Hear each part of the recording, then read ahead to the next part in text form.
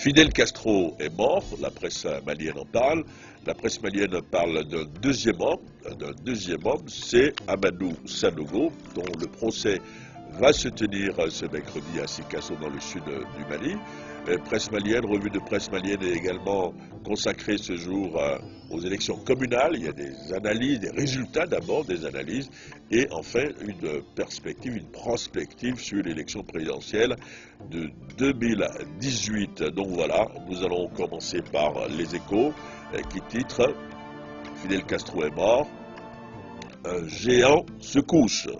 Fidel Castro, 10 ans après avoir officiellement abandonné la tête du Parti communiste chinois, est décédé. Un géant se couche, donc c'est le titre de l'article que vous pouvez lire à la page 3 du journal. Il est signé Alexis Calabri. La plume d'Alexis nous dit ceci: le temps, la vieillesse et la maladie, les alliés et les pires ennemis de l'homme. Castro, selon les Échos, laisse un héritage qui dépasse Cuba, et l'article se termine par « Dort en paix, leader Maximo », comme on le surnommait. L'essor, le quotidien gouvernemental, revient à la une sur la mort de Fidel Castro. Le titre est « Cuba, orphelin de son leader Maximo ». Donc vous avez un article que je vous conseille à lire.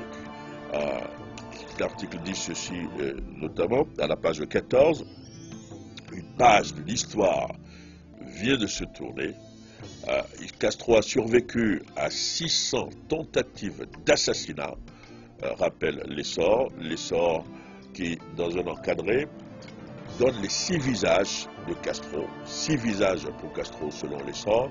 D'abord, c'était un stratège. C'est vrai que si vous avez survécu à 600 tentatives d'assassinat, vous êtes un stratège. C'est également un séducteur. C'était un séducteur. Troisième visage, c'était l'ennemi des Américains notamment. Il y a eu cet embargo pendant des dizaines d'années, vous le savez. Ensuite, un autre visage, c'était un mythe.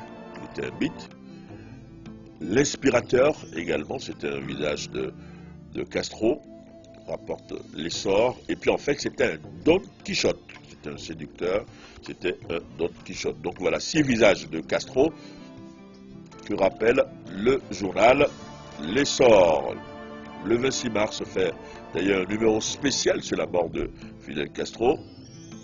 On voit à la une, le commandant n'est plus, l'article est à la page 3, mais à la une du journal, on voit un Castro devant un micro. Vous savez que c'est un orateur, un très bon orateur, et sur une de ses épaules, vous avez une colombe, un signe de paix probablement, et le titre est « L'histoire t'acquittera, compagnero ».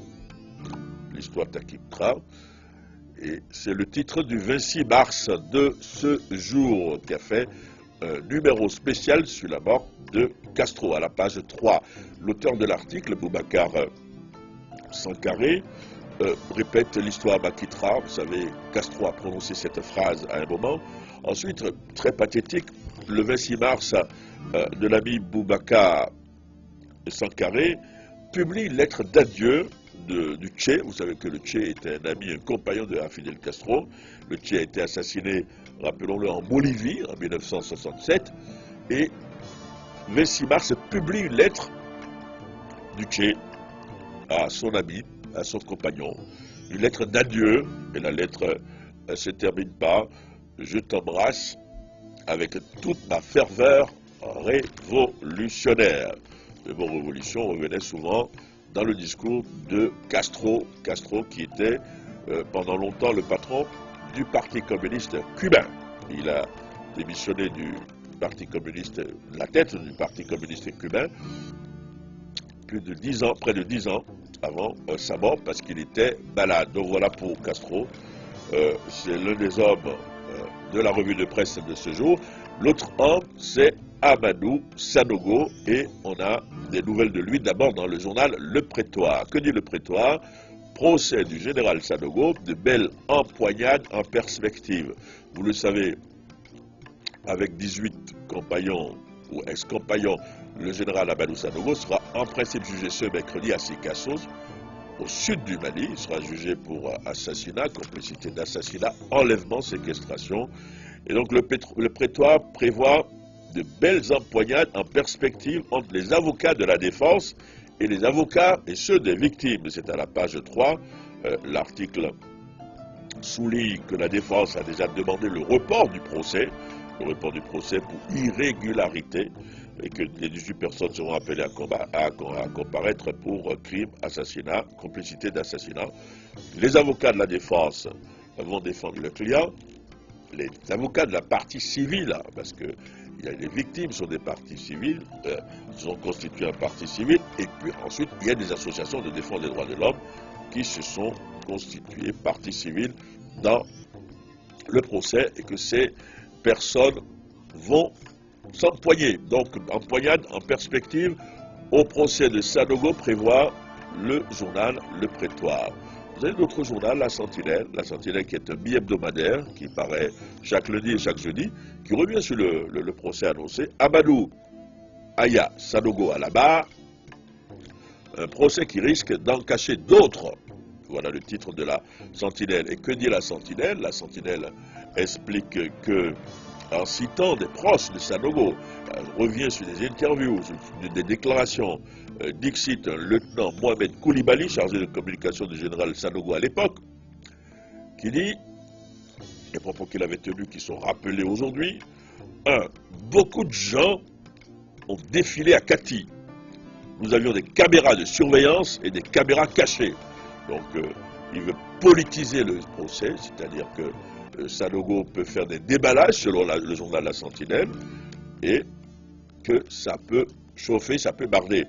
Nous sommes prêts à tout déballer, dit ce texte proche de Sanogo, rappelle le journal La Sentinelle, qui ajoute, consacre également un autre article, cette fois-ci, sur les magistrats. Il dit par exemple qu'ils étaient 16 magistrats logés, nourris et payés par le CNRDRE. Vous savez, c'est le petit machin que présidait à l'époque le général Sanogo et qui gouvernait le pays à partir de Kati, une localité près de Bamako. Donc voilà des articles sur Sanogo, le procès que vous pouvez lire ce jour, lundi. Élection communale cette fois-ci. Dans le Témoin, les tendances nationales communales se précisent. Les leçons du 20 novembre, la claque aux dinosaures, la sonnette d'alarme à Ibeka, et le journal publie des résultats. Nous avons le RPM qui a 2582 élus, 187 maires, la débat 1850 élus, 141 maires, et puis l'URD, terminons par l'URD, 1750 élus et 100 maires. Suivent le CODEM, par exemple, selon le journal. Donc voilà, vous pouvez lire un article, ces détails, dans le journal Les Témoins, qui publie également en page 3 cette fois-ci, qui titre sur l'Amazone, l'UMRDA, envers et contre tout. Ça, c'est Madame Aïdara, dont le fief électoral est Bourem, donc il y a un article qui lui est consacré dans la page 3 par Appoint Keïta sur les résultats des élections à Bourem. Le soir de Bamako revient sur les élections, mais cette fois-ci en termes d'analyse, c'est à la page 3, l'article est signé de Adama Diallo, et que dit l'article? L'article dit il y a eu des problèmes de sécurité, il y a des problèmes de troubles. La majorité présidentielle face au coup bas de certains de ses alliés. Une nouvelle distribution des cartes s'impose donc au sein de la majorité.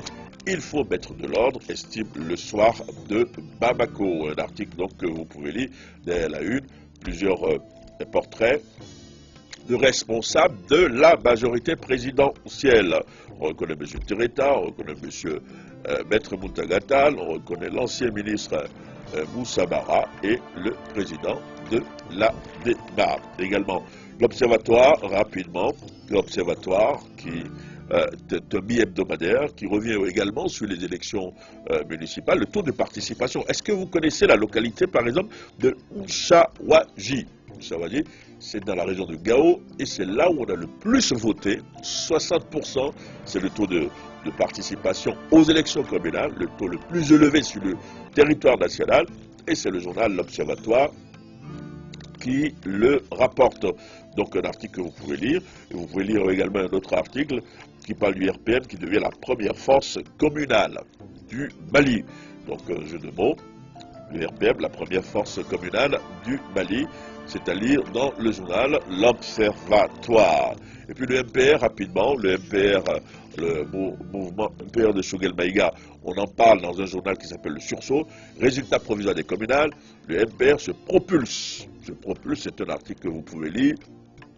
Le mouvement patriotique pour le renouveau, le MPR se propulse, qui aurait 450 conseillers, dont 20 maires. Et du coup, le MPR serait parmi les 5 premières forces politiques du Mali à l'issue de ces communales. Un mot sur un journal, un autre journal, 22 septembre, qui revient sur l'UMRDA qui renaît à Bourem, vous en parlez tout à l'heure, avec Mme Haïdara, elle est députée à l'Assemblée nationale, mais c'est aussi son fief politique. Et puis vous avez les communales toujours, le RPM qui revendique 2582 conseillers et 187 maires. Le RPM disposé à défendre ses résultats bec et ongle devant les tribunaux. C'est l'après-élection qui commence parce que vous savez qu'il y a beaucoup de recours qui ont été introduits. Le 29 septembre qui revient également sur la percée du MPR aux élections communales du 20 novembre dernier. Et puis enfin, terminons cette fois-ci par un journal, Info 7, qui s'appelle Info 7, qui à la page 3 fait une prospective pour 2018. Et que dit-il? Que dit le journal? Le journal voit un face-à-face IBK Soumaïla Cissé pour 2018. Donc, à l'issue de ces résultats des communales, de ces résultats provisoires, analyse d'un journal Info 7, Info 7 en termes de prospective, le fait de voir l'avenir, mais de voir plus loin, voit qu'en 2018, on risque d'avoir un match, un nouveau match, IBK, Ibrahim Boubacar Keïta, président de la République, contre Soumaïla Cissé, le chef de l'opposition. Voilà, c'est la fin de cette revue de presse qui était un peu enrhumée, parce que je suis enrhumé. Merci d'avoir accepté cette revue de presse enrhumée. À demain.